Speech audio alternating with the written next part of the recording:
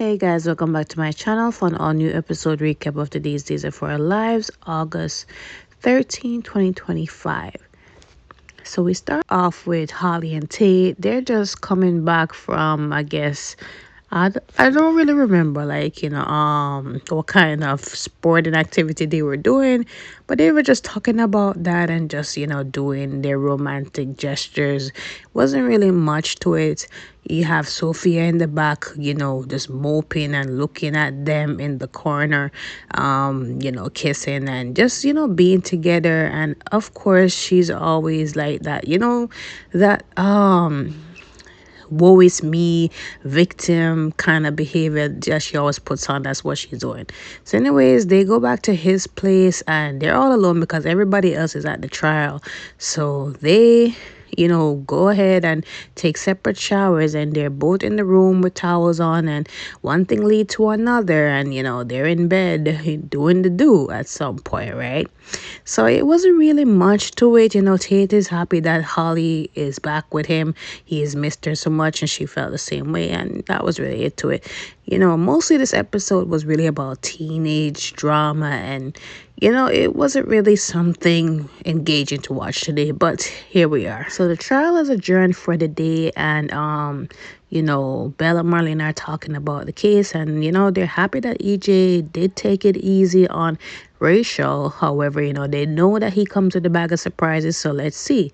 So Belle wants to know what goes on with EJ's last hypnotherapy session with her, and she said she can't really speak about it, as Belle should have known already, right? So EJ said, you're more than open to talk to her about our session. I'm waiving my confidentiality thing. So she said, you don't have to do that. So he said, yeah. And then he serves her a subpoena because he wants her to testify at the next court hearing that, he does remember a key detail that can exonerate Johnny. So he tells Belle that, look, I don't remember everything fully, but I remember that it was it was a woman that probably shot me. I don't really know which female it could have been, but, that is a key thing to really, set Johnny free from this. It was not Johnny, was not another man.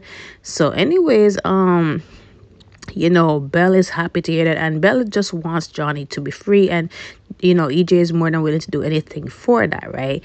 So anyways, he says, as long as your emotion doesn't mess up things the next time, and Belle just leaves on that note because EJ is just trying to be an ass, right?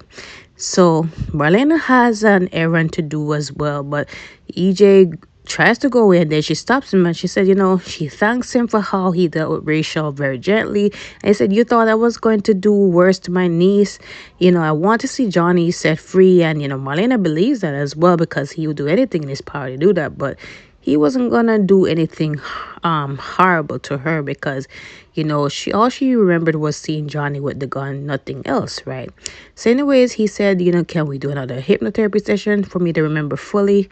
So she said, no, I don't think that would be wise, right? So he's asking her, why is this not wise? So she said, because I don't think you'll remember anything further from that. So he said, are you protecting somebody? Do you know who could possibly be the shooter? Was it Sammy? So she said no, she doesn't think so. So she leaves on that note.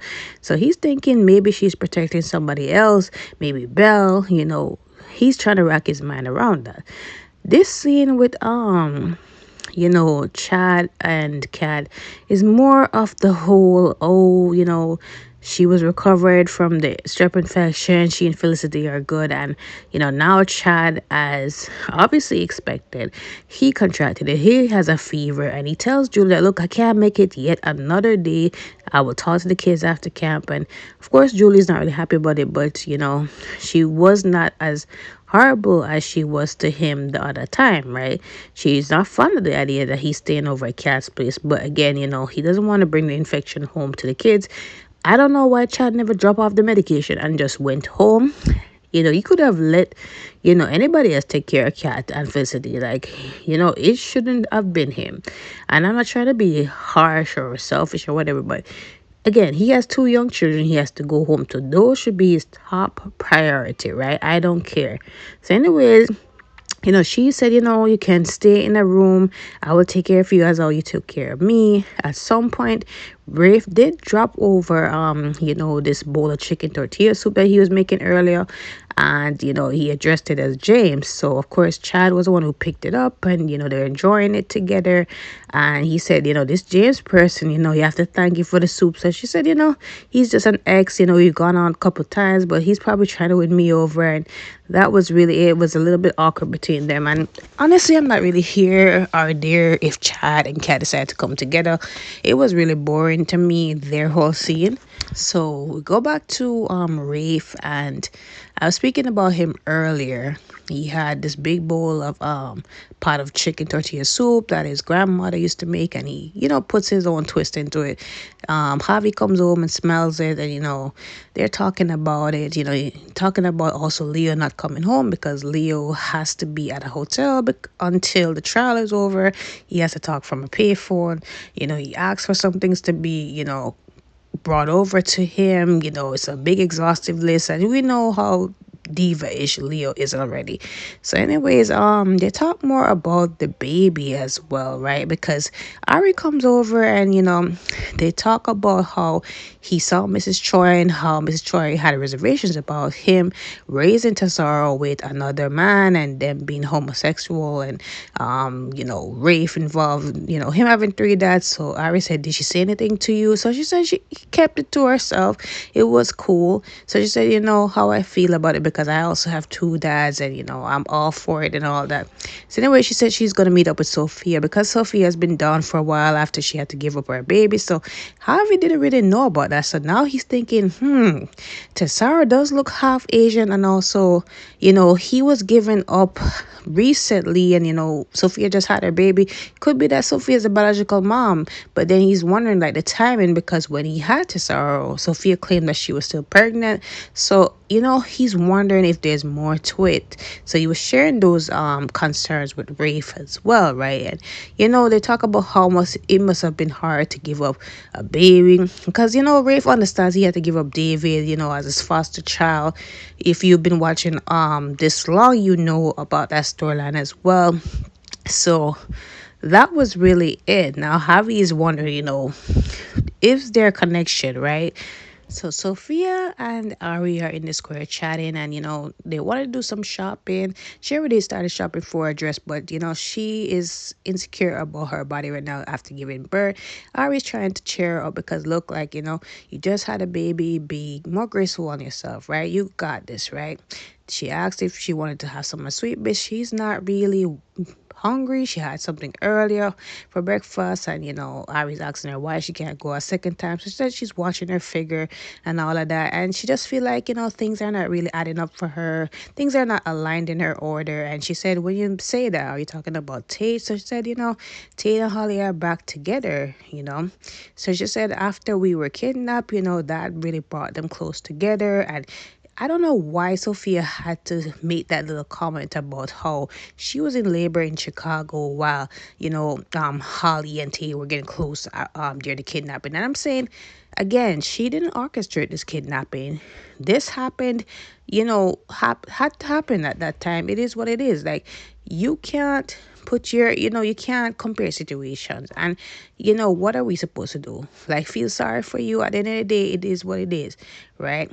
So Ari saying, we are fine now, but nothing compares to what you went through, and how you had to make that sacrifice to give up your baby and all of that. And she started talking about his sorrow and how his mother had to give him up, and he's thankfully being taken care of by her family members. So Sophia's eyes started raising like the sorrow, and she gets really antsy when Ari starts talking about him and how cute he is and how he's doing well and all that. So of course she is having all kind of thoughts, right? So she tells Sophia that, look, I am heading to Salem U. So that made Sophia happy, because at first she wanted to go to University of Chicago, but that didn't work out because of the birth and everything. So she decided, she's happy that she will have company there, right?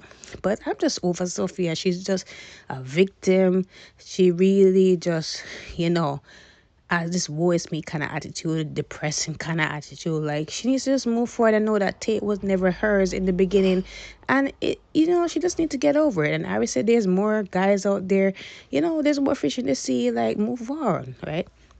So, anyways, Tate and Holly, they're in the bed doing what they're doing again, and Belle has a package for Tate. She comes in and she knocks the door and says, "Tate, there's a package." So they're there like two idiots, right? I know Holly could have ran somewhere quickly, but no, they stood there. They sat there in the bed like some idiots. Belle opens the door again. Belle should have really knocked and, waited. But she opened the door and she sees them and she's like, oh my gosh, oh my gosh. So Tate gets dressed and Tate goes out to his aunt, and Belle is saying like, I don't even want to think about it, but let's just not let this happen again. Go somewhere else with that. I won't tell your grandma or your dad what happened. So he thanks her for that. I just said, were you careful? So he said, of course I was. So best to not do it here again. I'm just gonna have some food. So it was very awkward, but Holly comes out and they're mortified, but at the same time they're not gonna do it again, right? So he said, she's saying we should go next somewhere else. She said, yeah, because I definitely want to do that again, right? So they're just laughing it off. But, we have all been there in a sense where it has been awkward, the whole topic of intimacy and then your parents and grandparents and everything. It's very awkward and embarrassing. But that was it for today's episode, guys. Nothing more, nothing less. Comment below your thoughts on today's episode. Let me know. I will see you guys tomorrow. Don't forget to like, follow, subscribe.